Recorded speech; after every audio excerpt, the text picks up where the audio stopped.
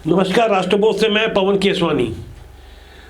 छत्तीसगढ़ में राज्यसभा से 2 सांसदों को दिल्ली भेजने की एक नई तैयारी शुरू हो गई है। कांग्रेस के 2 राज्यसभा सदस्यों की सीटें खाली हो रही है। अब की बार एक भारतीय जनता पार्टी को और एक कांग्रेस को ये सीट मिलेगी। यहाँ गहराई से समझने वाली बात यह है, छत्तीसगढ़ बनने के बाद अब तक कांग्रेस को ये 9 बार मौका मिला। 9 में से 4 बार कांग्रेस ने छत्तीसगढ़ के बाहर के नेताओं को गांधी परिवार के आदेश पर राज्यसभा भेजा, जबकि भारतीय जनता पार्टी को 10 बार मौका मिला। 10 के 10 बार भारतीय जनता पार्टी ने स्थानीय यानी छत्तीसगढ़ के उम्मीदवारों को ही राज्यसभा भेजा। ऐसे में यह समझना होगा कि अब की बार कांग्रेस और भाजपा से कौन कौन से नेता राज्यसभा भेजे जा रहे हैं या भेजे जा सकते हैं, जिसकी तैयारी अब शुरू हो चुकी है। आने वाले समय में विधानसभा के बजट सत्र के दौरान ही अधिसूचना जारी हो जाएगी, लेकिन उससे पहले नामों को लेके जो सुगबुगाहट हो रही थी, वो सुगबुगाहट अब नामों की घोषणा में परिणित होने जा रही है। नाम भी बहुत जल्दी क्लियर हो जाएंगे। हमारे पास कुछ नाम आए हैं, हम गहराई से उन नामों पर पड़ताल कर रहे थे, लेकिन उससे पहले यहाँ हम समझने की कोशिश कर रहे हैं। मौजूदा समय में छत्तीसगढ़ के कोटे से कांग्रेस के 2 सांसद फूलो देवी नेताम और केटीएस तुलसी का कार्यकाल जब समाप्त हो रहा है, तो नामों को लेकर भाजपा और कांग्रेस ने कौन सी नई रणनीति तैयार की है। कांग्रेस ने इससे पहले छत्तीसगढ़ से जिन 9 नेताओं को राज्यसभा भेजा था, उनमें मोसीना किदवई, केटीएस तुलसी, राजीव शुक्ला और रंजीत रंजन, रामाधार कश्यप, मोतीलाल वोरा, इन्हें 3 बार राज्यसभा भेजा गया। इसके अलावा कमला मनहर, छाया वर्मा और फूलो देवी नेताम, इन 9 नेताओं में से मोसीना किदवई, केटीएस तुलसी, राजीव शुक्ला और रंजीत रंजन, ये 4 नेता छत्तीसगढ़ के बाहर के हैं। इसी को मुद्दा बनाकर भारतीय जनता पार्टी लगातार कांग्रेस पर आक्रामक होती रही है।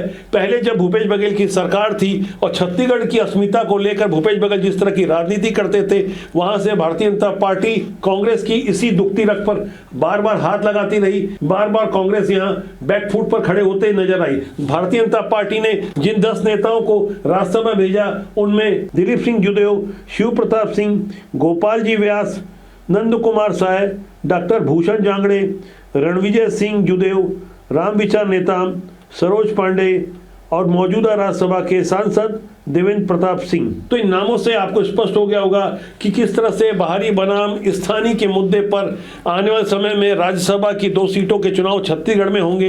यहाँ कांग्रेस के ऊपर सबसे ज्यादा दबाव इस बात का है कि चूंकि भारतीय जनता पार्टी ने एक आदिवासी को मुख्यमंत्री बनाया है, इसलिए कांग्रेस की ओर से भी जो अंदर खाने हमें जानकारी मिली है, दबाव इस बात का है कि आदिवासी को ही राज्यसभा का सांसद बनाकर भेजा जाए। जिसमें सबसे ज्यादा चर्चा कांग्रेस के प्रदेश अध्यक्ष दीपक बैज की है। इसके अलावा टी.एस. सिंहदेव, डॉक्टर शिव कुमार डहरिया, अमरजीत भगत जैसे ऐसे ढेर सारे नाम हैं। नामों का क्या है, ये सूची और लंबी हो सकती है, लेकिन जो सबसे ज्यादा चर्चा है वो आदिवासी चेहरे के रूप में दीपक बैज और उसके अलावा टी.एस. सिंहदेव की है। गौर करने वाली बात यह है कि कांग्रेस का आदिवासी चेहरा कवासी लखमा इस वक्त जेल में है और भूपेश बघेल के पुत्र चेतन बघेल की जब से जमानत पर रिहाई हुई है, वहां से कांग्रेस के ऊपर दबाव इस बात का है, आदिवासी विरोधी छवि के रूप में कांग्रेस की स्थिति कमजोर ना हो, इसलिए राज्यसभा से किसी आदिवासी चेहरे को भेजकर कांग्रेस से खाना पूर्ति करना चाहेगी। जबकि भारतीय जनता पार्टी से यदि नामों की बात की जाए तो मौजूदा हालात में किसी को भी राज्यसभा भेजा जा सकता है, क्योंकि बदले हुए हालात में भारतीय जनता पार्टी जिस तरह से प्रयोगधर्मी होकर कार्य कर रही है, नए लोगों को मौका दे रही है, जिसकी कोई उम्मीद नहीं रहती, वो भारतीय जनता पार्टी में अब होने लगा है। वैसे ऐसे प्रयोग कई बार भारतीय जनता पार्टी के लिए कारगर साबित होते हैं, लेकिन हमेशा स्थिति एक जैसे नहीं होती। राज्यसभा से सरोज पांडे को 23 मार्च 2018 को सांसद बनाकर भेजा गया था। तब विधानसभा चुनाव चंद महीने बाद ही होने वाले थे। यहां से भारतीय जनता पार्टी को दांव उल्टा पड़ गया। दरअसल सरोज पांडे सामान्य वर्ग से आती हैं और जो सीट भारतीय जनता पार्टी की खाली हुई थी वो भूषण किशन जांगड़े की सीट थी जो अनुसूचित जाति वर्ग से आते थे, तब भारतीय जनता पार्टी के शीर्ष नेतृत्व ने उस समय निर्णय लिया कि धर्मलाल कौशिक जो उस समय प्रदेश भाजपा के अध्यक्ष थे उन्हें राज्यसभा भेजा जाएगा। इसके लिए धर्मलाल कौशिक ने बाकायदा नामांकन फॉर्म भी ले लिया था। तब वो उस समय के 15 साल वाले मुख्यमंत्री डॉक्टर रमन सिंह के बेहद करीबी थे। ऐसा माना जा रहा था कि धर्मलाल कौशिक आसानी से राज्यसभा चले जाएंगे और यहां से छत्तीसगढ़ की जनता को एक संदेश दिया जाएगा कि हमने ओबीसी वर्ग के एक नेता को राज्यसभा भेजा है। लेकिन नामांकन फॉर्म लेने के बाद अचानक वो हुआ जिसकी किसी को उम्मीद नहीं थी। 2014 में सरोज पांडे दुर्ग से लोकसभा का चुनाव हारी थी, लेकिन 2018 में अचानक उस समय की राष्ट्रीय महासचिव भारतीय जनता पार्टी की सरोज पांडे को राज्यसभा भेजने का निर्णय लिया गया। जबकि सरोज पांडे 2014 में जिन कारणों से लोकसभा चुनाव हारी थी उन्हीं कारणों को कांग्रेस ने मुद्दा बना लिया और भारतीय जनता पार्टी को सिर्फ 15 सीटें उस वक्त मिली थी। ऐसे नए प्रयोगों से सबक लेकर भारतीय जनता पार्टी हो सकता है समीकरणों का ख्याल रखते हुए लता उसेंडी जैसे किसी राष्ट्रीय उपाध्यक्ष को राज्यसभा में भेज दे, या कोई और नाम भी हो सकता है। लेकिन जिन नामों की चर्चा है उनमें लता उसेंडी एक प्रमुख नाम है।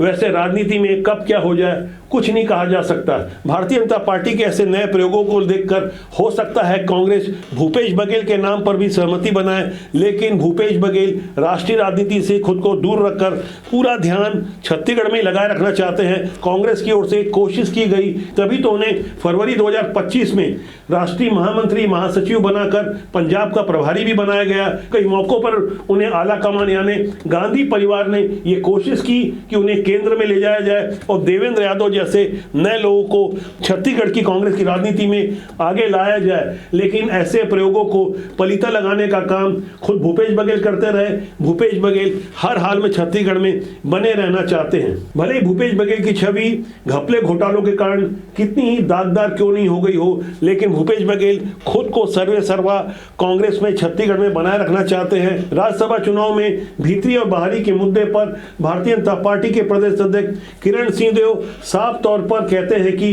पिछले वर्षों में कांग्रेस ने राज्यसभा की सीट से बाहरी नेताओं को दिल्ली भेजा है, ये सबके सामने है। संसद के ऊपरी सदन के लिए 75 सीटों का चुनाव होना है, जिसमें छत्तीसगढ़ की ये 2 सीटें कई मायनों में बेहद अहम है, क्योंकि मामला एडजस्ट करने का है, जातिगत समीकरण का है और आने वाले दिनों में विधानसभा चुनाव की अभी से जो तैयारी भारतीय जनता पार्टी कर रही है उसके लिए आवश्यक होगा कि राज्यसभा में जिसे भी भेजा जाए सोच समझ कर भेजा जाए, जिसके दूरगामी परिणाम और नतीजे भारतीय जनता पार्टी के पक्ष में आए। वैसे बदले हुए हालात में छत्तीसगढ़ में सरकार कब क्या कर जाए या कब क्या आदेश आ जाए कुछ भी नहीं कहा जा सकता। ऐसे हालातों को भांपते हुए कांग्रेस के संचार विभाग के प्रमुख सुशील आनंद शुक्ला और उनके सरीके कई अन्य नेताओं से जब ये पूछा जाता है कि समझने की कोशिश की जाती है कि आखिर राज्यसभा में कांग्रेस ने कैसे बाहरी लोगों को भेजा, तो जाहिर तौर पर ऐसे संवेदनशील मुद्दे पर इधर उधर की बातें शुरू हो जाती है। सुशील आनंद शुक्ला ने